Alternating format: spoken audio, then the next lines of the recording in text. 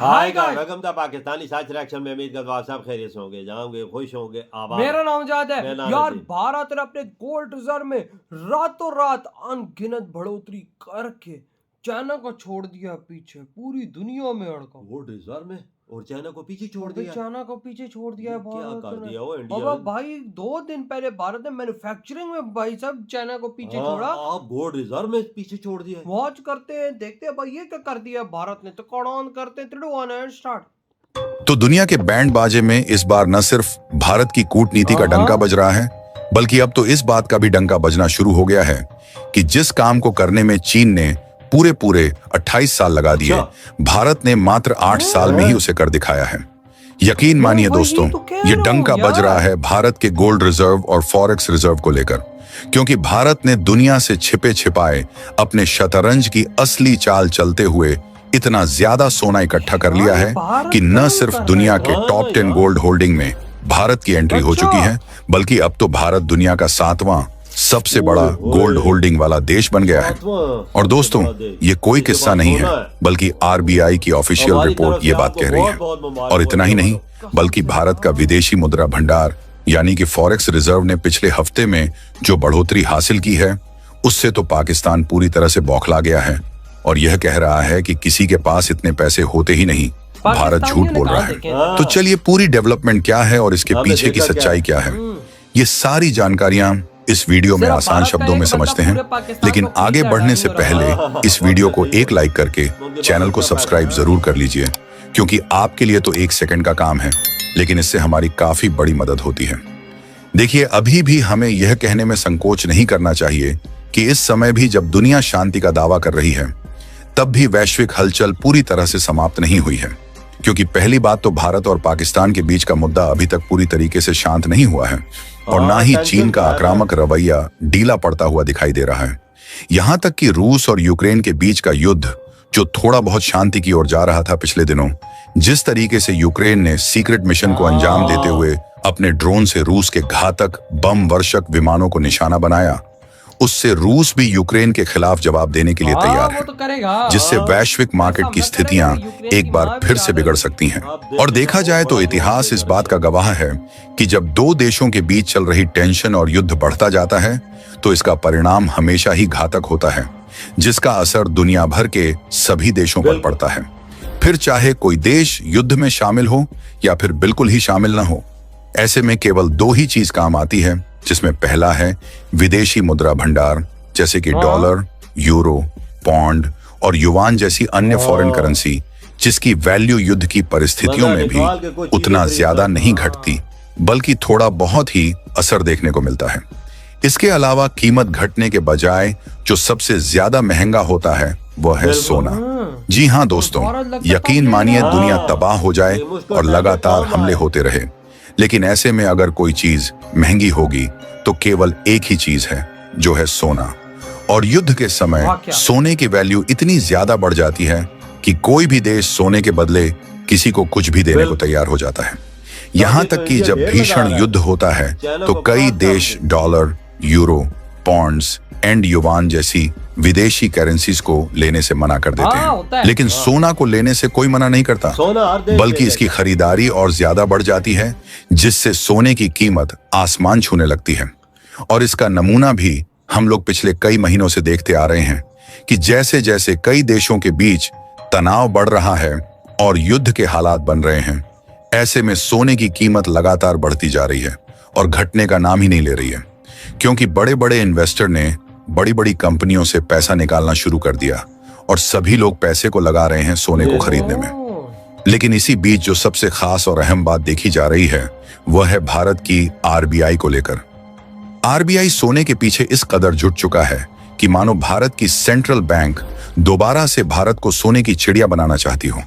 क्योंकि दोस्तों, आरबीआई ने चुपके इतना सोना इकट्ठा कर लिया कि इसका अंदाजा तो कई देशों को था ही नहीं कि भारत सोने को इकट्ठा कर रहा है। लेकिन जब आरबीआई के द्वारा इस बात का खुलासा किया गया, तो यह बात सामने आ रही है कि सोने को इकट्ठा करते करते आरबीआई के पास इस समय कुल 880 टन सोना इकट्ठा हो गया है। और न सिर्फ भारत की आरबीआई ने इतना ज्यादा सोने को इकट्ठा किया है, बल्कि 880 टन सोना स्टोर करने के साथ साथ दुनिया का 7वां सबसे बड़ा सोने का भंडार वाला देश बन गया है।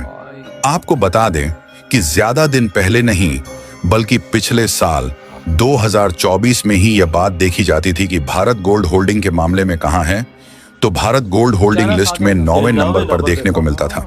हालांकि उसके बाद कई देशों का सोने का भंडार कम हुआ तो उसमें भारत का भी घटा, लेकिन भारत का गोल्ड रिजर्व उतना ज्यादा कम नहीं हुआ।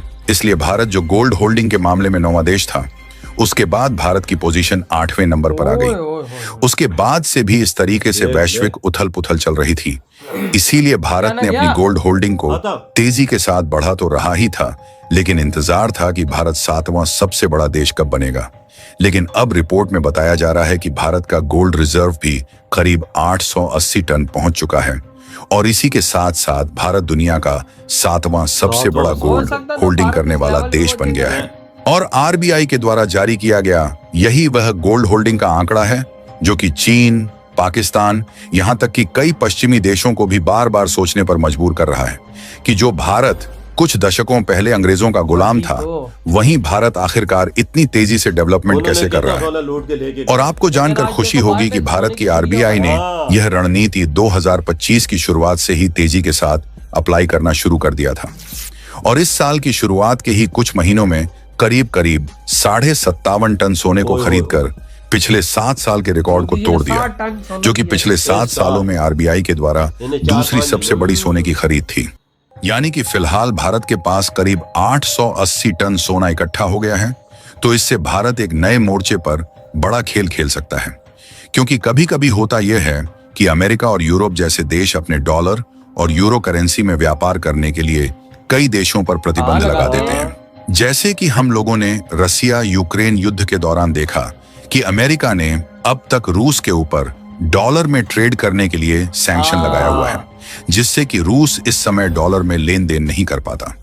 लेकिन मैं आपको बता दूं कि भारत के पास इस समय जो गोल्ड है उसकी कीमत लगातार बढ़ती ही जा रही है और इस समय भारत के पास मौजूद टोटल गोल्ड की कीमत लगभग 4.3 लाख करोड़ रुपए हो चुकी है। यानी कि अगर इसे डॉलर में कन्वर्ट किया जाए तो यह करीब 52 बिलियन डॉलर बनते हैं। यानी कि अगर इमरजेंसी में आपदा भी आ जाए तो चाहे भारत से रुपया या फिर डॉलर में लेन देन कोई करें या ना करें, इसके बावजूद भी इमरजेंसी में हम करीब 7 से 8 महीने का खर्च सोने के एक्सचेंज से ही चला सकेंगे। और जैसा कि हमने आपको बताया कि अगर इस तरीके से आपदाएं आती हैं तो विश्व भर के कई देशों में आएंगी, जिससे सोने की कीमत और बढ़ेगी, जिससे 7 या 8 महीने की तो बात छोड़िए, कई सालों का खर्च भी चल सकता है। देख मेरे भाई, चाइना को इंडिया ने बीट कर दिया इस मामले में भी। देख सोना रिजर्व में देख ले भाई, भारत खुफिया तरीके से जोड़ा था। भारत किसी को पता नहीं लगने दे रहा था कि भाई मैं इतना लेवल पे सोना जोड़ा, और आज भारत का सोना 880 बिलियन डॉलर हो गया और दुनिया का भारत 8वां 7वां सबसे बड़ा देश बन गया। आप अंदाजा लगा, खाली 4-5 चाइना का गिरा है रिजर्व, भारत का बढ़ा है। चाइना नीचे आ गया, भारत ऊपर आ गया। खाली इंडिया ने इन 3-4 महीनों में 60 टन सोना लिया। 60 टन। आप और आज भारत के पास 52 बिलियन डॉलर्स का सिर्फ सोना पड़ा है। पाकिस्तानियों को भी देखे इतने पैसे, हमारे कभी रिजर्व में भी इतने पैसे नहीं है। यार किधर थे वो हमारे रिजर्व में आज तक 80 साल हो गए पाकिस्तान की बने हुए को इतना पैसा नहीं आया। हमने सोना ही कभी नहीं है तो वही इंडिया कर क्या रहा है वो यार। देखो पिछले साल इंडिया जो चाइना 28 सालों में किया, भारत ने उसको 8 सालों में कर दिया। देख ले फिर भारत कितना तेजी से जा रहा है। देख ले इंडिया की तरक्की का राज किधर। और वही सोना इतना इकट्ठा कर रहा है, इतना इकट्ठा कर रहा है कि मुश्किल टाइम पे ये इंडिया को काम आएगा। और इसके दाम भी बढ़ रहे हैं ना। और इसी तरह तो इंडिया मजबूत हो रहा है। तभी तो इंडिया को कोई छू नहीं पा रहा। अमेरिका जैसा देश भी भारत से नहीं पंगा ले पा रहा है, क्योंकि उसको पता है इसके पास सोना है। इसको मैं डॉलर में बैन लगाऊंगा, ये तो सोने पे अपना देश चला लेगा। बिल्कुल बिल्कुल। देखो 2024 में इंडिया 9वें नंबर पे था, आप 2025 में 7वें नंबर पे आ गए। देख ले गोल्ड के रिजर्व में कितनी बढ़ोतरी की है, कितनी बढ़ोतरी की है यार। इंडिया दिन रात मोदी जी ने इंडिया वो काम आगे लेके जाने, इंडिया वो काम करता है किसी देश को खबर तक नहीं होती, अंदर अंदर से काम करता है। आज देखो, आज आंकड़े जारी करके रिजल्ट भी बचा दी। पाकिस्तानी कह रहे थे पैसे तो होते नहीं, अबे भूतनी को तुम्हारे अकाउंट में नहीं है तो भाई साहब क्या हुआ। भारत का सिर्फ एक अडानी जी या अंबानी जी हमको खरीद ले, वाकई कोई शक नहीं। उनके पास इतना भाई पैसे, फिर तुम सोच लो उनका एक बंदा पूरा पाकिस्तान खरीद सकता है। वाकया वाकया कोई शक नहीं है यार, बिल्कुल वही ना। तो भाई आपके क्या थॉट है इतनी बड़ी कामयाबी पर? इधर ही वीडियो खत्म करते हैं।